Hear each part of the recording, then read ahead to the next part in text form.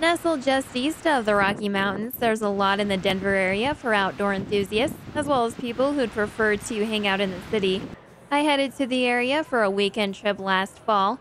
In an extravagance I'm not used to, I flew despite living an easy day's drive away. I mean, if you want to count being among other airborne human sardines as an extravagance. Our first stop was actually a bit of a drive, Rocky Mountain National Park. I'm used to staying about an hour away from national parks and just driving over. The accommodation is usually cheaper than resort towns, usually. I'm all about that thriftiness, no splurging. A one-day vehicle pass currently costs you $25 with a $35 charge for a week. That's definitely not too shabby if your car contains several aspiring mountain people. We spent the better part of one day there.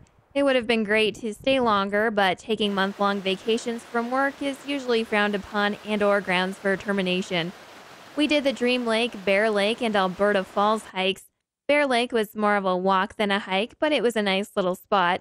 Even though it was October, the parking lot was still super full.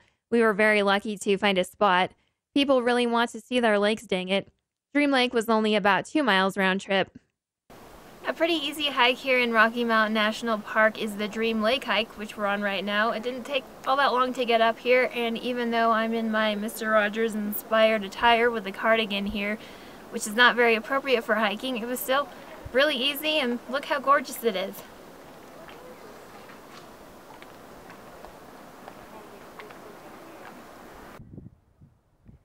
I understand it can be very popular in the summertime. We did run across quite a few people in the fall, but it wasn't quite a trail mosh pit.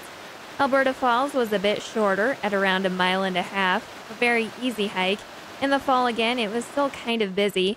Its summer crowds can apparently rival Black Friday, so I'd imagine the best bet would be to get there early. Then you can enjoy all this scenic beauty without having 1,700 hikers and their cameras in your field of vision. There wasn't really time to do any longer hikes, but be sure to check the NPS's Rocky Mountain National Park website for a list of your options. We headed back to the city that night for an NHL game.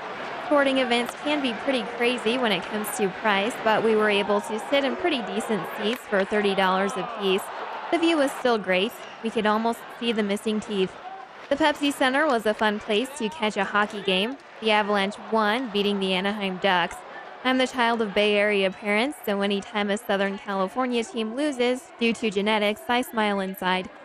If you like to sneak in a sporting event when you visit a city, watching the Avalanche for $30 is not too bad.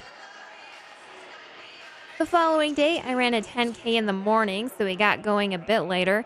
To reward myself for the very unimpressive task of running 6 miles in about 55 minutes, we headed to the best Indian buffet I've ever had, Yak and Yeti in Arvada. The lunch buffet is $10.95, with a dinner buffet costing $14.95. There were so many tasty options. My favorite was definitely the saag paneer. There were also some super tasty veggie samosas, veggie entrees, naan, and a variety of desserts to make sure your stomach officially petitions to secede from your body. A buffet is a great way to save money on a trip. You can eat so much in one sitting that dinner is definitely not on the table later that day. Our next stop was the Denver Art Museum. Cost of admission for Colorado residents is $10, $13 for non-residents. There are discounts for seniors and college students, with kids under 18 getting in for free. If you go on the first Saturday of the month, admission is also free.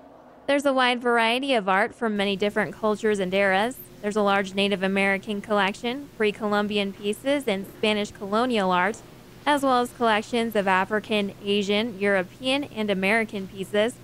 That's just the beginning. If you'd like to see what their current or upcoming exhibitions are, visit their website. There's enough here to fill many hours of your time. After paying for something, I always feel compelled to enjoy free stuff. I let my cheapskate emerge and we walked through Civic Center Park, which is right next to the museum. It has a nice little layout, places to sit, and great views of the Colorado State Capitol building. You can stroll through to continue to burn that food baby from Yak and Yeti that is now in its second trimester. You can also continue on and walk through some other parts of downtown Denver, including the 16th Street Mall. We didn't buy anything as we walked through, but we did stop at the arcade because we are millennials, so we refuse to grow up. Also, I enjoy kicking butt on tiny basketball hoops. Between the outdoor adventures, an affordable hockey game, museums, and plenty of places to walk through town, the Denver area is a great thrifty trip destination.